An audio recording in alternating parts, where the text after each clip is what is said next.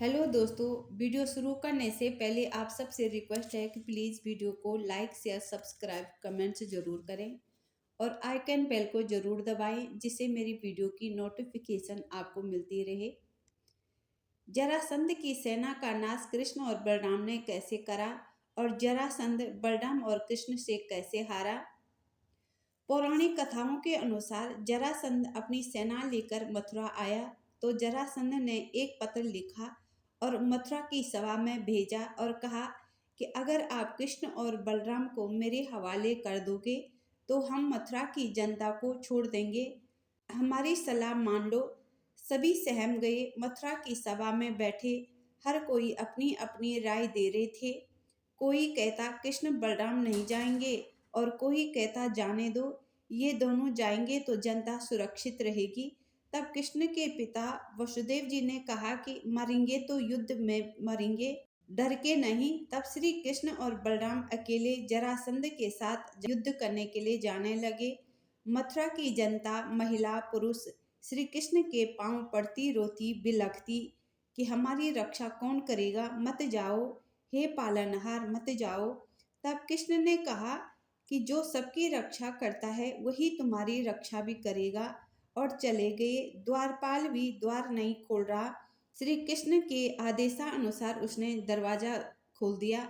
तब अक्रूर जी और बड़े योद्धा श्री कृष्ण के पास आए और कहा कि प्रभु आप मना भी करोगे तब भी हम आपकी आज्ञा का उल्लंघन करेंगे, पर आपको अकेले जाने नहीं देंगे।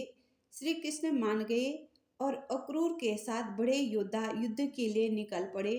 नगर द्वार बंद कर दिया। जरासंध प्रसन्न हो गया कि कृष्ण और बलराम अकेले आए तो इन्हें कोई नहीं बचा सकता।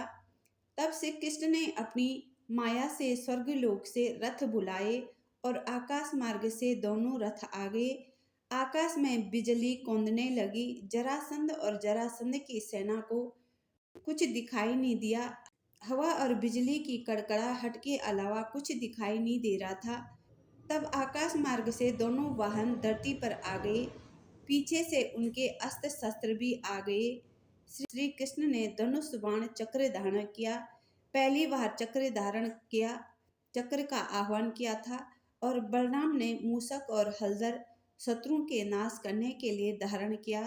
तब श्री कृष्ण ने बलराम जी से कहा कि भैया, इस युद्ध के सेनापति आप होंगे क्योंकि आप शेषनाग के अवतार हैं। आपने शत्रुओं का नाश करने के लिए अवतार लिया है, इसलिए आप सेनापति रहोगे।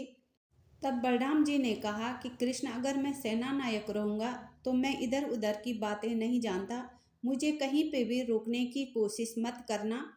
तब श्री कृष्ण ने कहा कि भैया, आपसे एक निवेदन है कि जरासंध को जिंदा छोड़ देना, क्योंकि वो जिंदा रहेगा तो सारी जगह से शत्रुओं को इकट्ठा करेगा और हमें मारने में सरलता होगी, हमें जहां तहां ढूंढना नहीं पड़ेगा। तब दोनों अपने रथ में बैठ गए। तब श्री कृष्ण ने शंख बजाकर युद्ध की घोषणा कर दी। जरासंध समझ नहीं पा रहा। जरासंध ने कहा कि ये छल है, हमारे साथ छल हुआ है। तब दोनों की सेना में भयंकर युद्ध होने लगा। श्री कृष्ण ने चक्र से जरासंध की सेना का नाश कर दिया और दूसरी तरफ बलराम के हलधर ने जरासंध की सेना का नाश कर दिया। बलराम ने अपने हल से शल्य और रुक्मी को निशस्त्र कर धरती पर पटक दिया। वो डर के मारे भागे। जरासंध की पूरी सेना का नाश हो गया। तब बलराम जी और जरासंध में भयंकर युद्ध होने लगा। जरासंध के साथी देख रहे और सहायता करने के लिए आने लगे तो सुदर्शन चक्र ने रोक दिया और दोनों के बीच युद्ध चलता रहा। तब बलराम ने जरासंध को निशस्त्र कर पटक दिया और अपने पैर के नीचे कुचल दिया।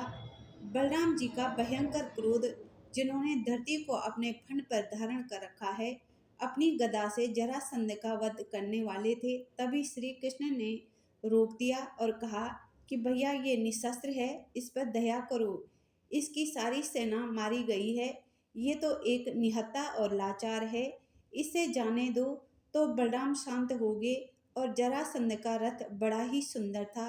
श्री कृष्ण ने अक्रूर जी को कहा कि जरासंध का रथ बड़ा सुंदर है, महल में ले चलो, बच्चों के खेलने के काम आएगा। जरासंध तो पैदल जा सकते हैं। और उनकी हंसी मजाक करके बेचारा जरासंध हार का मुंह लेकर एक लाचार हारा हुआ सैनिक भटकता हुआ अपनी सेना के बीच चला गया। इस प्रकार जरासंध श्री कृष्ण और बलराम से सेना सहित युद्ध में हार गया।